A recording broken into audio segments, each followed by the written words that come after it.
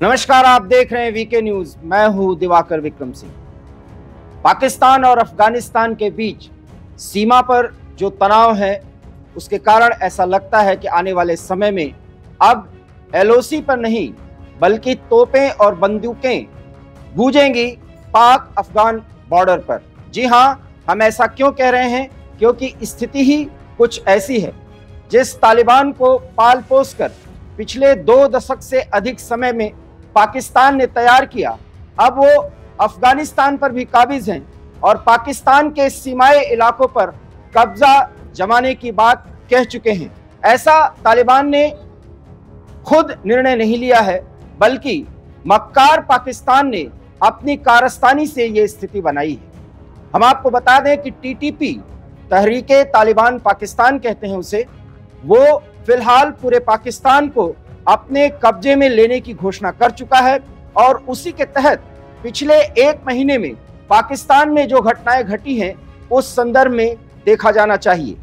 डेरा गाजी खान में अभी मात्र 1 दिन पहले जो विस्फोट हुआ है, जहां पर पाकिस्तान के परमाणु आयुध शस्त्रागार के तहत बड़े पैमाने पर परमाणु अस्त्र रखे गए हैं, वहां पर भी विस्फोट हुआ है। हालांकि पाकिस्तान की तरफ से इसकी पुष्टि नहीं की गई, लेकिन पाकिस्तान अब पूरी तरह बौखला गया है और एक घोषणा के तहत 17 लाख से अधिक अफगानियों को जो शरणार्थी के रूप में पाकिस्तान में रह रहे हैं, उन्हें निकल जाने का आदेश दिया है।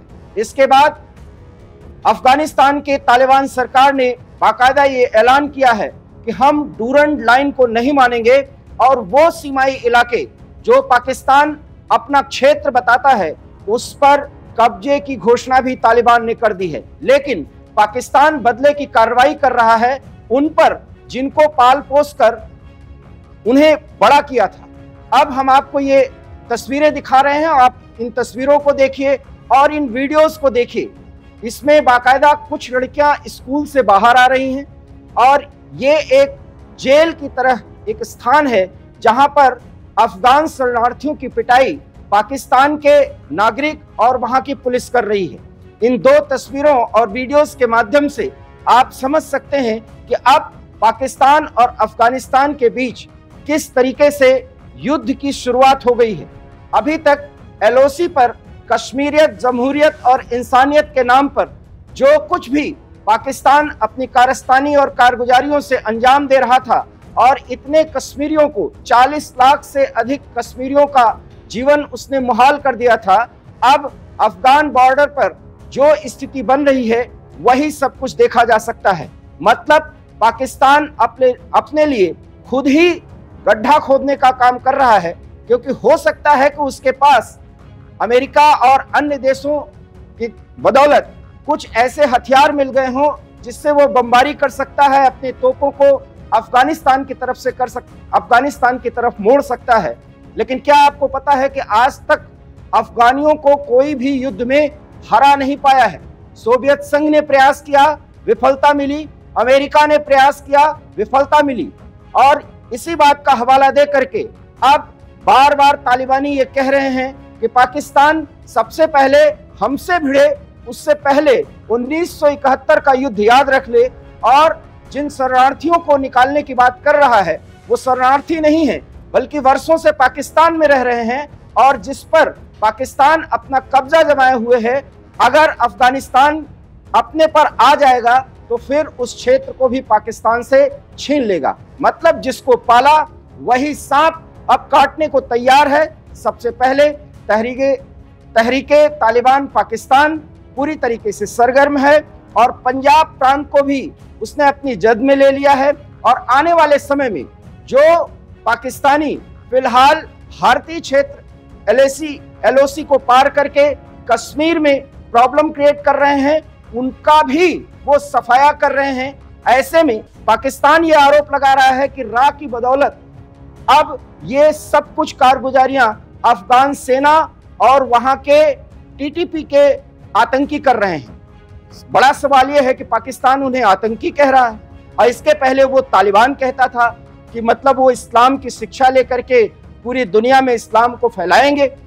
लेकिन अब पाकिस्तान अपने ही क्षेत्र में उनको आतंकी कर रहा है। बड़ा सवाल यह है कि पाकिस्तान पहले परिभाषित करे कि उन तालिबानियों को जिसने उसने बरसों पहले तैयार किया था अब आतंकी क्यों कह रहा है, और अगर कह रहा है तो तालिबान का यह दावा कि पाकिस्तान का आधा हिस्सा अब अफगानिस्तान का है, पाकिस्तान को इससे मिर्ची क्यों लगी है। सवाल यह है कि ऐसा भी हो तो वो शरणार्थियों के खिलाफ इस तरह की कार्रवाई क्यों कर रहा है, जबकि भारत का अफगानिस्तान के साथ कोई राजनयिक संबंध नहीं है। तालिबान सरकार को भारत ने मान्यता नहीं दी है, लेकिन कोरोना काल से लेकर अब तक अफगानियों पर जब भी मुश्किलें आई हैं, खाद्यान्न समस्या उत्पन्न हुई है, मोदी सरकार ने उनको बाकायदा खाद्यान्न उपलब्ध कराए, वो भी उन परिस्थितियों में जब पाकिस्तान ने उस पर रोड़ा अटकाने का काम किया है। इसका एहसान तालिबान की वो सरकार जिसे भारत मान्यता भी नहीं दे रहा है वो मानता है और ये कहता है कि भारत हमारा मित्र है, लेकिन अभी भी भारत ने कोई राजनयिक मान्यता तालिबान को नहीं दी है, क्योंकि महिलाओं और बच्चों के संदर्भ में और खास करके नवयुवकों के संदर्भ में तालिबान ने जो नियोग्यताएं और जो बंदिशें लागू की हैं उन पर, उससे भारत सहमत नहीं है, क्योंकि ये भारत वैचारिक रूप से गलत मानता है, लोकतांत्रिक सिद्धांतों और मूल्यों के ये खिलाफ है। बावजूद इसके जब तालिबान ने अफगानिस्तान पर कब्जा किया तब पाकिस्तान ने सबसे पहले तालिबान सरकार को मान्यता देने के लिए सामने आया, लेकिन आज वही पाकिस्तान तालिबानियों को पूरी तरीके से सचेत कर रहा है, उनसे लड़ाई लड़ने के लिए आमादा है, वहां रह रहे अफगान शरणार्थियों के खिलाफ बर्बर कार्रवाई कर रहा है। स्थिति यह भी है कि अब अफगानी किसी भी कीमत पर डूरंड लाइन को नहीं मानेंगे। डूरंड लाइन वो है जो पाकिस्तान और अफगानिस्तान के बीच एक ऐसी सीमा है जिस पे कोई मान्यता नहीं है, जो जहां पर अधिकार कर ले वही उसका क्षेत्र है। ऐसे में तालिबानी अब कह रहे हैं कि सीमांत क्षेत्र जो पाक अफगान बॉर्डर है उसमें उस क्षेत्र पर जहां अफगानी रह रहे हैं ये उनका कब्जा है। आने वाले समय में एक बड़ा युद्ध क्षेत्र बन सकता है ये एरिया, ये देखना होगा। लेकिन फिलहाल पाकिस्तान अफगानियों के खिलाफ जुल्म ढा रहा है, इसको भारत कतई स्वीकार नहीं कर सकता और भारत को इस मुद्दे को आगे उठाना ही पड़ेगा आने वाले समय में, क्योंकि भारत अफगानियों को अपना भाई मानता है। हाँ, तालिबान की सरकार को वो मान्यता नहीं देता, क्योंकि तालिबान सरकार के जो सिद्धांत हैं पूरी तरीके से इस्लामिक सिद्धांतों के आधार पर पब्लिक के साथ जो व्यवहार तालिबानी करते हैं उसमें अगर सुधार नहीं होता है तो भारत उनको मान्यता नहीं देगा। यहाँ इस स्थिति के बावजूद भारत सरकार जब भी मुश्किलें आई हैं तालिबान को सहयोग देता है, और पाकिस्तान सहयोग देने के बजाय तालिबान को पूरी तरह से धमकी दे करके उसे तबाह करने की बात कर रहा है और अफगानियों के खिलाफ अपने एरिया में रह रहे एक बड़ी कार्रवाई कर रहा है उनके खिलाफ।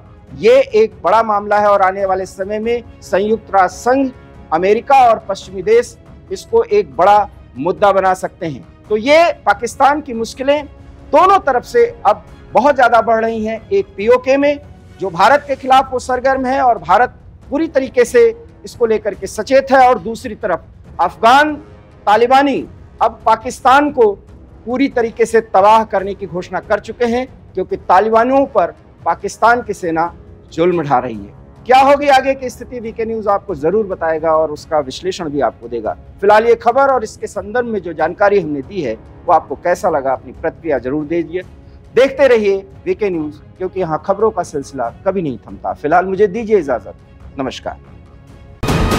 वीके न्यूज, राष्ट्र के नाम।